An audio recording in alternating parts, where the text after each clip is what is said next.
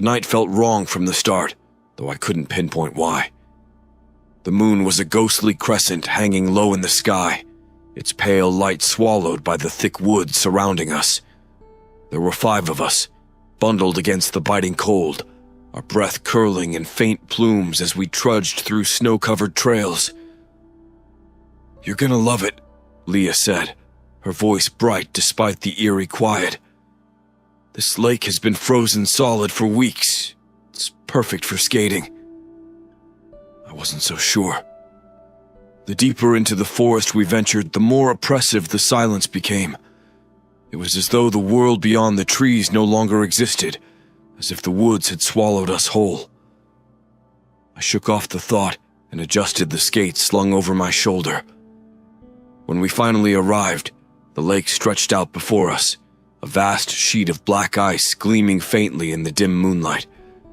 Trees encircled it like sentinels, their gnarled branches clawing at the starless sky. A strange stillness hung in the air, broken only by the occasional creak of the ice beneath the weight of snowdrifts. As we laced up our skates, Leah launched into the tale she always loved to tell about this place. "They say a girl drowned here years ago," she began, her tone playful but tinged with theatrics. "She was out skating alone late at night, and the ice gave way. No one found her body. Now, on nights like this, some people say they see her. She glides across the lake, looking for someone to pull under with her." Her words sent an involuntary shiver through me, but I forced a chuckle. "Nice try, Leah," I said, trying to sound amused. "That's not gonna scare me." The others laughed, and for a moment their banter pushed away the strange unease coiling in my gut. One by one, we stepped onto the ice. The surface was smooth, glistening, and oddly reflective, like a dark mirror stretching out into infinity. The others darted ahead, their laughter echoing into the distance, but I lingered near the edge. Something about the lake held me in place. It felt alive, like it was watching, waiting. My friends called to me, and with a deep breath I pushed off, my skates cutting sharp lines into the black expanse. The further I went, the quieter it grew. The sensation of gliding across the ice was thrilling at first, the crisp air biting my cheeks as I skated faster, chasing the freedom of the moment. My friends were far ahead now, their faint laughter blending with the creaking groans of the frozen lake. I was alone near the center, the silence growing heavier, the darkness closing in around me like a shroud. That's when I felt it, a chill that seeped through my layers of clothing, far colder than the night air. It wasn't just cold, it was unnatural, like stepping into a shadow that shouldn't exist. My heart thudded as I turned sharply, scanning the empty lake behind me. Nothing. I tried to convince myself it was just nerves, an overactive imagination fueled by Leah's ghost story. But as I skated on, a faint sound reached my ears, soft, rhythmic, almost like the swish of skates gliding across the ice. I stopped abruptly, my breath catching. The sound stopped too. The stillness was deafening, and I felt my pulse pounding in my ears. My eyes darted across the lake, searching for any sign of movement. The moonlight reflected off the ice, distorting the surface into strange, shifting patterns.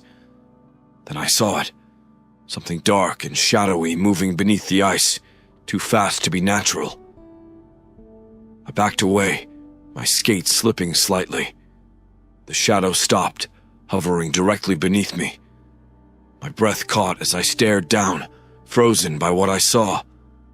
A faint shape pressing against the underside of the ice, like a hand clawing upward.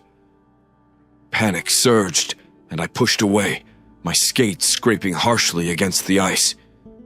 The sound beneath me returned, louder this time, an eerie swishing that seemed to follow in my wake. My eyes darted frantically around the lake, searching for my friends, but they were little more than silhouettes now, distant and oblivious.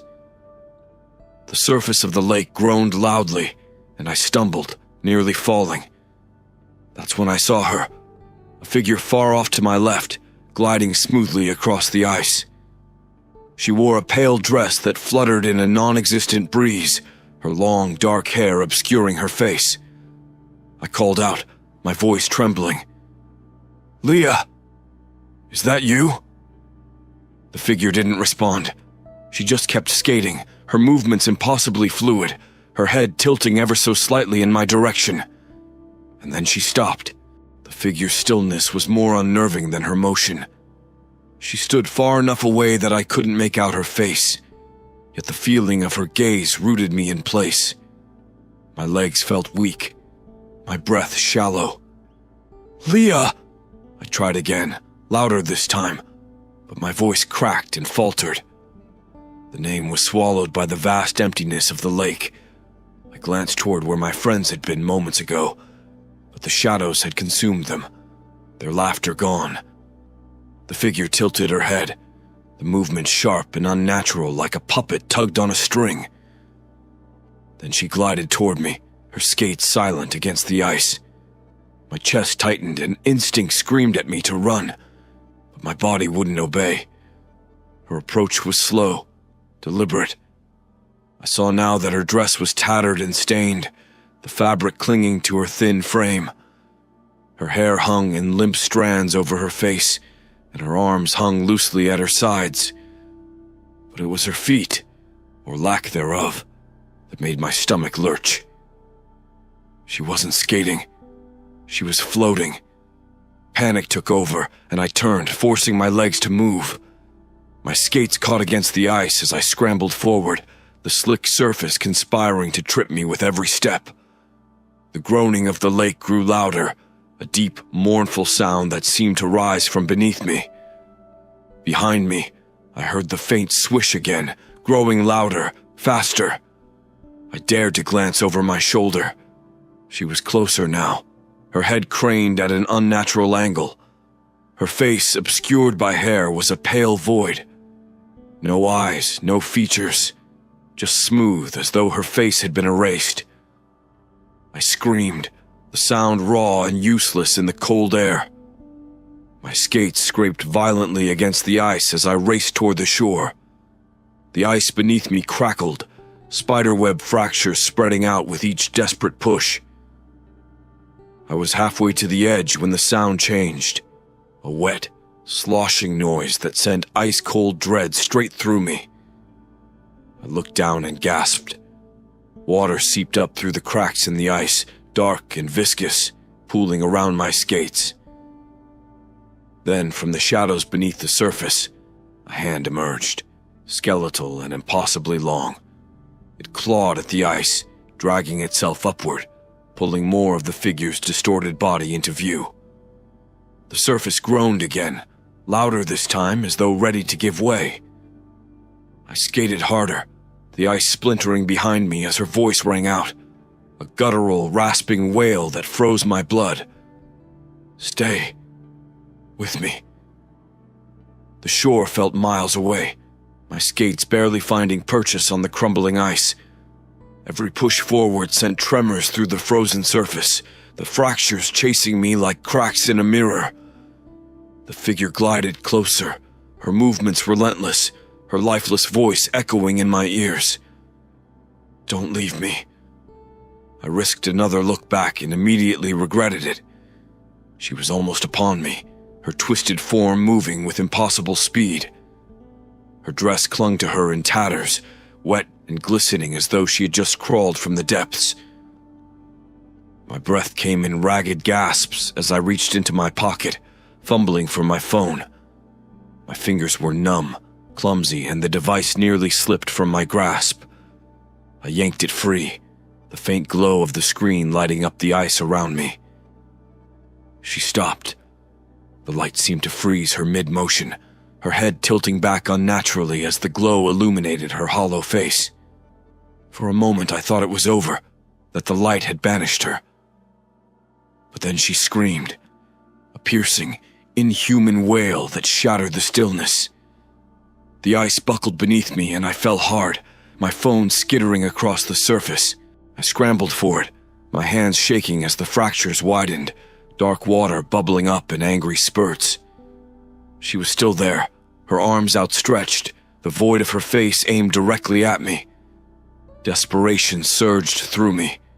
My grandmother's words came back like a lifeline. Spirits can be driven away by light. It wasn't much, but it was all I had. I grabbed the phone, turning the screen's feeble glow toward her. She shrieked again, her form dissolving into black mist that swirled violently beneath the ice. The water beneath me churned, as though the lake itself was angry. I crawled forward, clawing my way toward the shore, as the mist coiled beneath the surface, following me. The cracks reached their breaking point, and the ice gave way just as my hand grasped the frozen edge of the shore.